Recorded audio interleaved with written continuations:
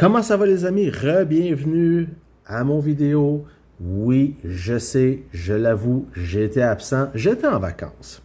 Et lorsqu'on revient de vacances, qu'arrive-t-il au travail? On est débordé. Alors j'ai dû régler mon travail pour me libérer et reproduire ou recommencer la production de vidéos. Alors mes excuses.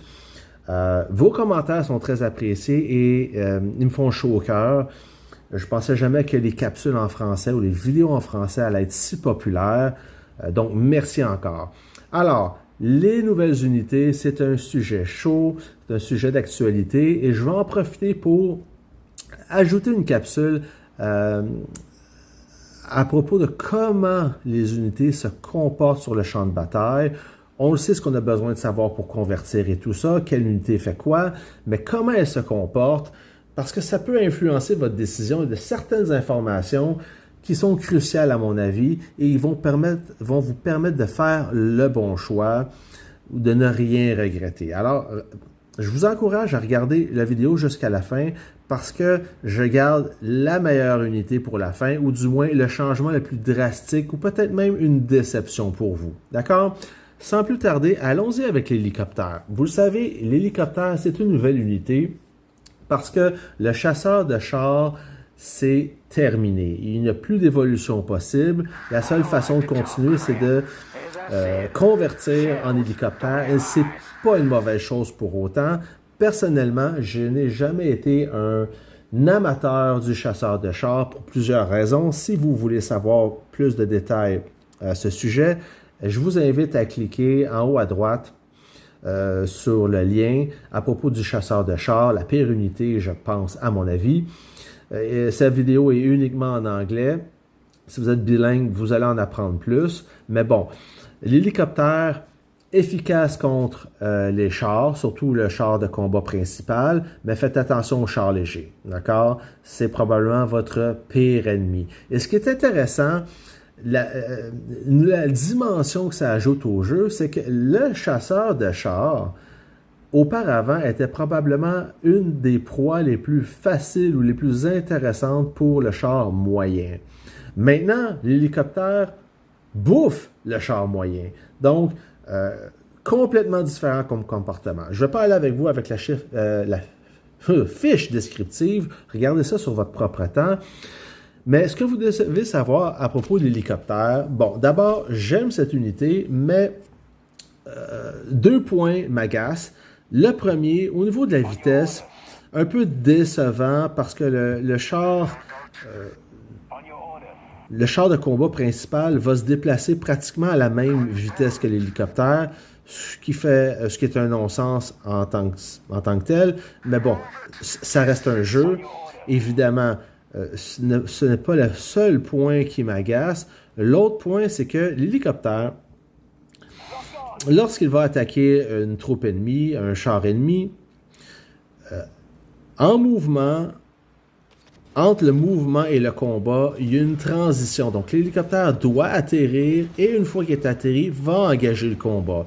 Cela cause aucun problème si votre cible est stationnaire, mais si vous faites affaire avec une cible en mouvement, vous ne serez jamais capable d'engager le combat avec votre cible, contre votre cible, dis-je, parce que le temps de s'arrêter, de se poser et d'engager le combat, votre unité sera déjà hors de portée. L'unité ennemie sera toujours hors de portée. Donc, vous serez toujours en train de la pourchasser sans réellement endommager cette unité. Donc, oubliez la poursuite. OK? Vous allez perdre le contrôle, votre hélicoptère va s'en aller Dieu sait où, et pour finir se faire détruire par un bombardier. Donc, à ce niveau-là, l'hélicoptère, c'est plutôt médiocre, mais soyez avisés. Apprenez comment le jouer, vous allez découvrir vous-même les forces et les faiblesses. Bon, j'ai parlé des faiblesses, mais la force, moi je trouve que l'hélicoptère déployé avec le char principal de combat, ça fonctionne très bien. Ça va vous donner ça devient un groupe plutôt polyvalent contre char moyen, char léger, char lourd. Vous allez avoir un peu de versatilité ou de polyvalence à ce niveau-là. C'est ce que je recommande. À part ça, au niveau de l'hélicoptère, je suis plutôt satisfait. Dommage que ce ne soit pas un hélicoptère d'avant-garde. J'aurais aimé conserver 2 unités terrestres d'avant-garde, mais bon, le jeu étant fait ainsi, je dois m'adapter. Maintenant, parlons du char de combat principal. Ce que vous devez savoir. Alors, le MB, il se comporte un peu comme le char moyen et le char lourd. C'est un amalgame des deux, ce qui veut dire qu'au niveau de sa vitesse de déplacement, elle ressemble plutôt au char moyen. La force de frappe ressemble aussi au char moyen. La résistance, la durabilité, elle ressemble plus au char lourd. D'accord? Alors, c'est ce que j'ai. C'est mon impression dans le jeu. D'accord? Je ne sais pas si vous êtes d'accord avec moi. Généralement, c'est ce que j'ai réalisé. Par contre, le problème, et j'espère que ce problème sera corrigé à la prochaine version, lorsque vous devez assembler des pièces. Parce qu'étant donné qu'il n'y a plus de char moyen et plus de char lourd, les deux sont maintenant fusionnés en un seul char de combat principal. Seul le char lourd a du blindage. Le char moyen a de la suspension. Okay? Ce qui fait en sorte que si vous n'avez pas de char lourd à convertir, vous convertissez d'un char moyen à un char principal de combat, il va vous manquer le blindage. C'est un problème et cela devrait être corrigé. Alors, si vous n'avez aucun plan de blindage, votre super char de combat principal aura une lacune de blindage, donc c'est à prévoir. Soyez avisés. Si vous avez un char lourd à convertir, aucun problème, allez-y, mais vous devez être au courant de ce petit bug. Bon, est-ce que vous devez convertir en char de combat principal? Je pense qu'ultimement oui, parce que ça vous prend une unité qui est plutôt versatile. Le char de combat principal est à peu près bon pour n'importe quoi. Soyez prudent à propos des chars super lourds. C'est à peu près votre pire ennemi. Et aussi les hélicoptères. OK? Maintenant, je veux parler de 2 unités que je n'ai pas, malheureusement, mais les commentaires recueillis de mes confrères de jeu sont plutôt unanimes. Le char léger. Pas gros changement au niveau du char léger. Maintenant, vous le savez, le char léger peut engager à la fois des unités de l'armée de l'air, des avions et ainsi des forces terrestres. Les deux en même temps. Bon, est-ce un bug? Encore une fois, probablement que oui. Si, par exemple, votre char léger est à la poursuite de n'importe quelle unité terrestre et qu'il rentre en contact avec un chasseur, le char léger va cesser la poursuite et va commencer à engager le chasseur. Ça pose un problème parce que vous devez effectuer des manipulations, vous devez constamment surveiller vos chars légers afin qu'ils ne soient pas stoppés par ce genre de situation. Donc, soyez avisés. L'autre point négatif que j'ai recueilli, c'est que le char moyen semble avoir perdu en puissance contre l'armée de l'air.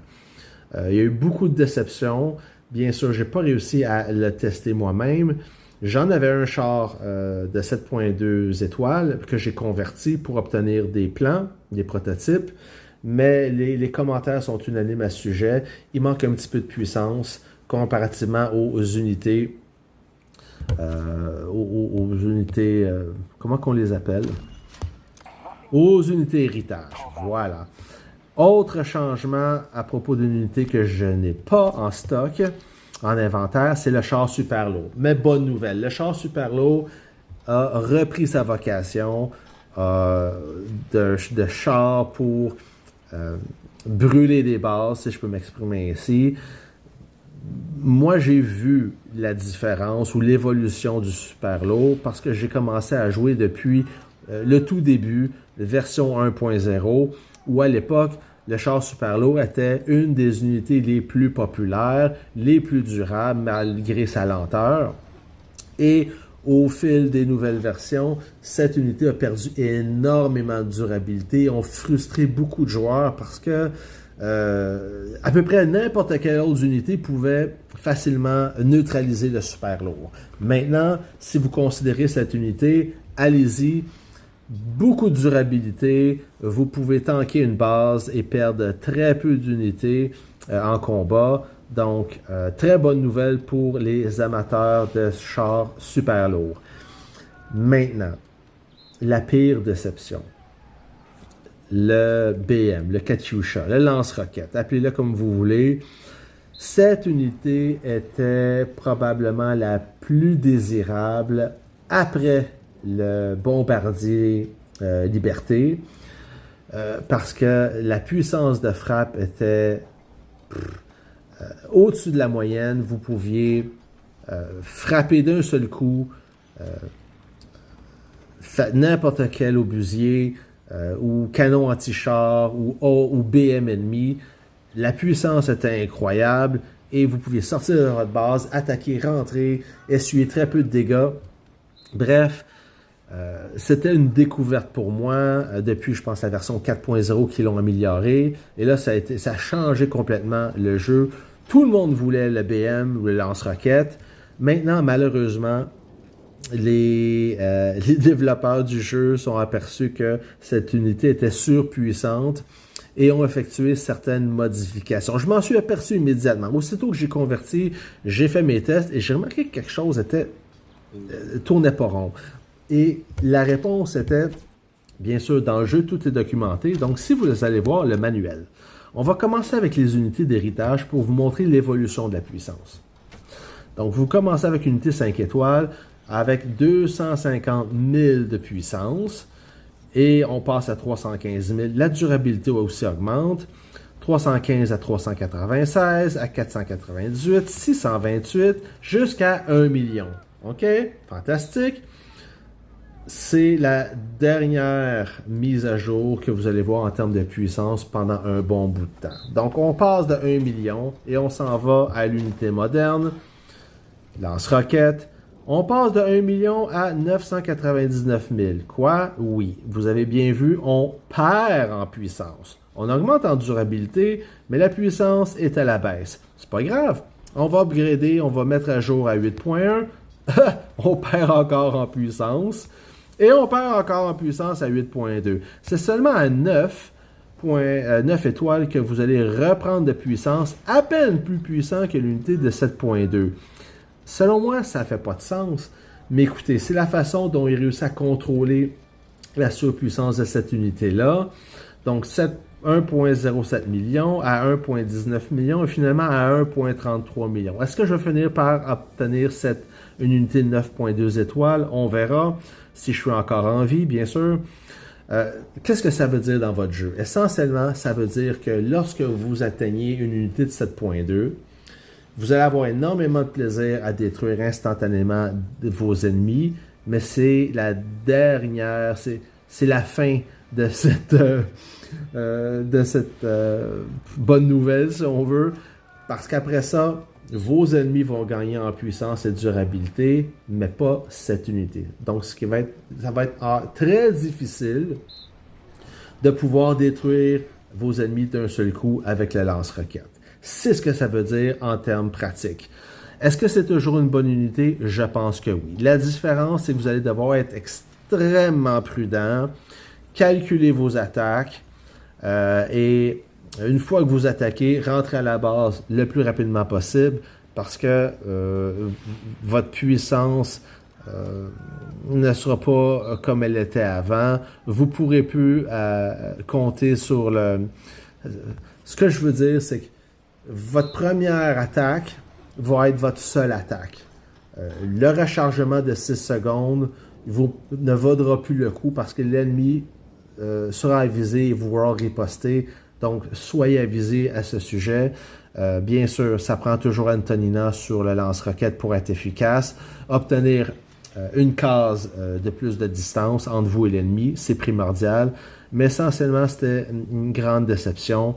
Je suis un peu navré. Et avec la version 5.01, soyez avisés aussi que le bombardier, le B-29, va perdre en puissance. Ben, va pas perdre en puissance, mais le bombardier Liberté va être affecté par des dommages additionnels lorsque vous allez attaquer une base. Donc, si vous désirez développer le lance-roquette, soyez juste avisé des changements au niveau de la puissance. Ce n'est plus comme c'était avant.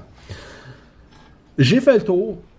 Alors, espérant que cette vidéo va vous aider à prendre une meilleure décision quant à votre choix d'unité. S'il n'est pas trop tard, vous êtes à 7.1 étoiles et avant de changer, de convertir ou d'évoluer à 7.2 étoiles, pensez-y comme il le faut.